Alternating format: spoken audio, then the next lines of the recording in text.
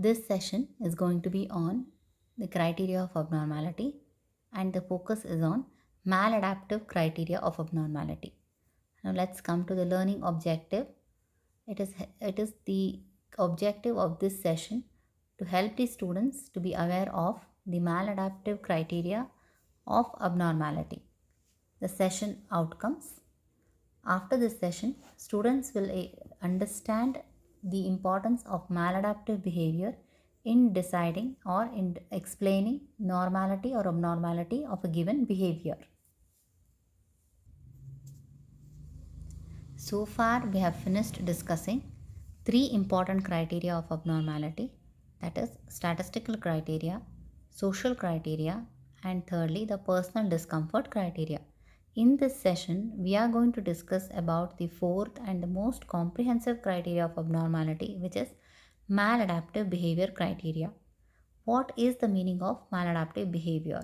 Maladaptive behavior is a behavior that is unusual, unacceptable, and behavior that causes personal distress. Such kind of behavior is quite subjective and also it varies across cultures, time, and places. What is considered as adaptive in a particular place at a particular time may be maladaptive elsewhere. So it's quite subjective and relative too. So culture basically defines and limits the normality or abnormality or maladaptive or adaptive. When a person is unable to react, respond, and adapt to a situation effectively, then his behavior is termed as maladaptive. For instance, anger is one of the most common types of maladaptive behavior. When a person is angry, they shout, scream, throw things at others, and do whatnot. All the purpose of all these acts is to be heard and to gain response from others. Ultimately, what happens is their aggression is magnified and the purpose is not served. The reason why anger is considered as maladaptive is that the purpose or intention will not be served. Maladaptive behaviors are actions or tendencies that prevent an individual from adapting effectively to their situation or to their environment. Maladaptive behaviors are very much disruptive and dysfunctional, and these behaviors range in severity from mild to severe.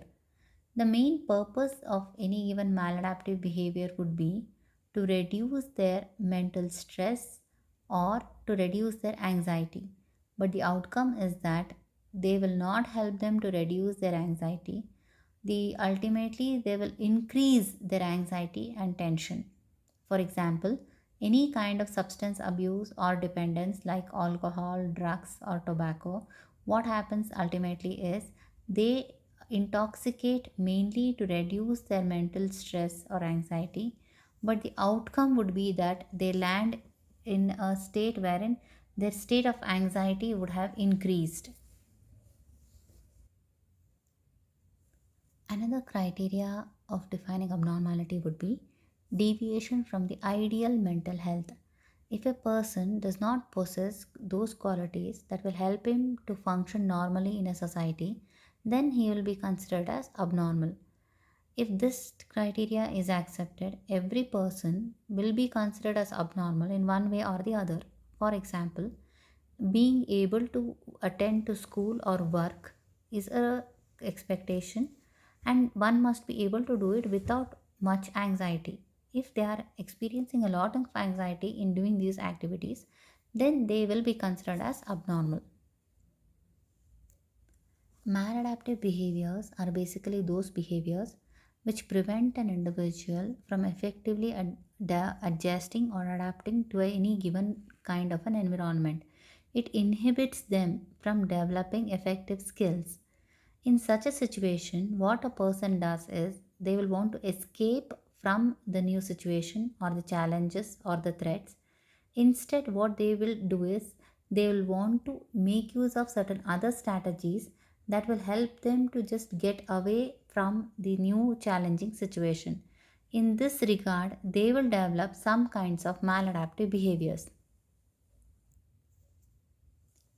When we have to consider a particular behavior as being normal or abnormal, it becomes very important to define the ideal mental health condition so that any deviation from this ideal mental health condition can be considered as abnormal.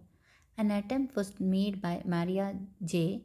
in 1958 to determine the ideal state of mental health. Six important aspects have been listed. First one is positive self esteem.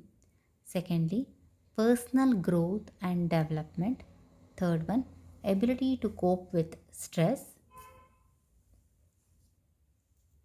Fourth one, autonomy. Fifth one, accurate perception of the reality. And lastly, successful mastery over the environment, especially the relationships. Norms only set the standard, but maladaptive criteria is more practical and it is also preferred by many of the diagnosticians and practitioners because of its elasticity. It focuses on the life situations or life circumstances and its relativity too. For example, gambling for fun may be considered as adaptive or normal to an extent, but if at all gambling itself becomes an addiction and the person lands in a lot of debt and is neglecting his family, then definitely it will be viewed as a maladaptive behavior. Some of the common examples of maladaptive behavior includes anger, avoidance, to withdraw, various kinds of substance abuse and dependence, etc.